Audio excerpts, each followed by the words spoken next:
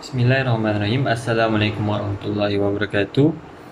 And hi to our beloved lecturer, Miss NURUL BALQIS binti AHMAD ZAKARIA. My name is Muhammad Fikri bin Pirdaus and my matric number is 06DAD19F1112 with my friend Muhammad Hariz bin Rabidin with his matric number is 06DAD19F1092. Today we will present to you about crime statistic in Malaysia 2018. So for the outline, we have introduction. In introduction we have background, objective and data source. And then we have table and graph 1, table and graph 2, and lastly conclusion. In conclusion we have important findings, suggestion and recommendation. So I will present to you about introduction, crime statistics. Major teenagers crime in Malaysia, misuse of drugs. People with higher education is also taking drugs. Workers with higher position are prone to get involved with corruption. Drugs and corruption are the main reason for the cause of country's economic collapse. And lastly, data shown is collected by the government in 2018. Next, I will share to you about the objective of presentation.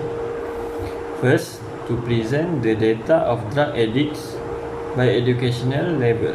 Second, to present the data of arrest of corruption offence. Third, to give awareness about drug use and the corruption statistics in Malaysia. And lastly, to recommend ways to prevent these crimes. So this is the data source for drug addict by educational level and arrest of corruption offence.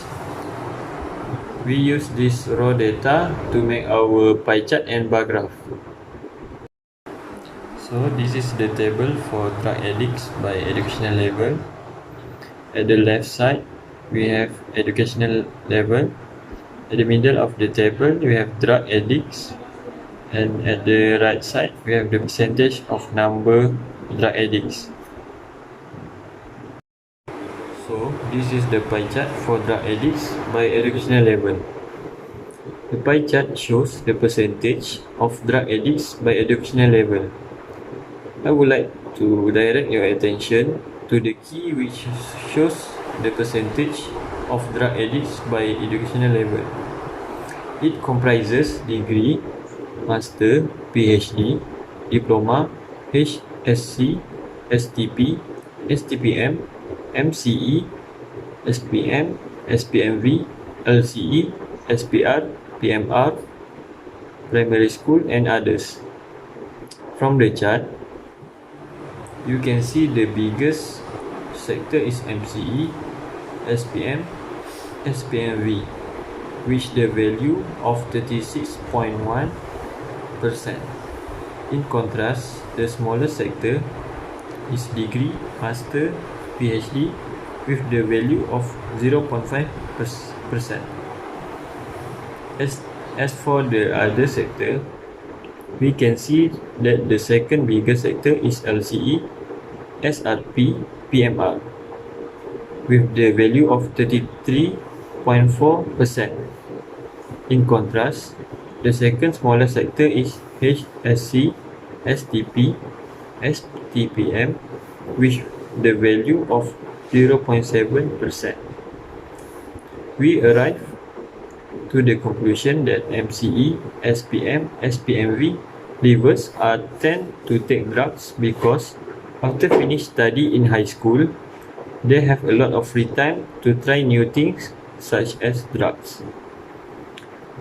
As for the degree, master, PhD leavers, they have the smallest percentage out of the others because These people can think wisely before doing any bad things that can harm themselves and the others. From the results, we would like to recommend government should conduct an awareness campaign on the evils of drugs on personal health. Next, my group member will proceed with the next graph. Thank you. Thank you, Fikri. I'll be taking the honor of continuing this presentation. Hello, Miss. My name is Muhammad Hariz Rabidin with the matrix number of 06DAD 19F1092. I'll be starting off with a table for the bar graph of arrest of corruptions offense. Okay. As you can see at the table, on the left side we got the types of corruption offense. In the middle we got the number of cases, and the right side we got the percentage for the number of cases. This table contains the data that will be put in the said bar graph. On to the next slide. As you can see, the bar graph shows the rest of corruptions offense in Malaysia year 2018. The vertical or y-axis shows the number of cases. Meanwhile, the horizontal or x-axis is the corruptions offense. From the bar graph, the bar that went through the roof is accepting bribery. In other words, that offense was the highest among the other offenses, recorded at 394 cases in 2018, which means 44.1% out of 894 total of cases. In contrast, the lower bar is the other offenses, such as money laundering and more, with the number of 51 cases recorded at 2018. For the percentage, it only has 5.7% from the total of 894 cases. As the other offenses, you can see that false claim is the second highest with 232 cases, which means false claim has 108 more cases than giving bribery. And the second lowest is the misuse of position, which has 93 cases. You might be wondering why accepting bribery's bar is higher than the other, and shouldn't accepting and giving bribery has close gap between them? Well, the answer is quite simple. Usually, one person will give bribe to a number of people. Like, for example, one person is giving bribe to another 10 workers. Hence, that's the reason why accepting bribe offense is higher than giving bribe. In the next slide, some of the important findings while we're making pie chart and the bar graph is MCE, SPM, and SPMV levers has the highest percentage of drug users. The next point is accepting bribery is the highest recorded case of corruptions offense. These crimes are still ongoing despite many operations that were done by police officers to curb the problems. People who committed these heinous crimes are not aware of the effect to the country's economy. Our suggestion to prevent these problems is: first, students need to find a good hobby such as outdoor sports like cycling, hiking, and more. And if you feel like you are easily influenced by the other people, my advice is to involve yourself more with the right kind of group of friends, such as the one that care for each other, and they are practicing a healthy lifestyle.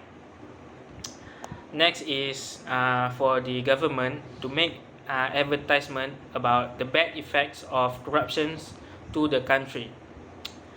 Malaysia also need to enforce the law for these crimes. And lastly, we need to take initiative to be honest in things that we do every day. In other words, we have to make ourselves a better person. We have to force ourselves to be a better person. That's all from us. Thank you for listening, and thank you for listening to our presentation, and have a good day. Bye bye.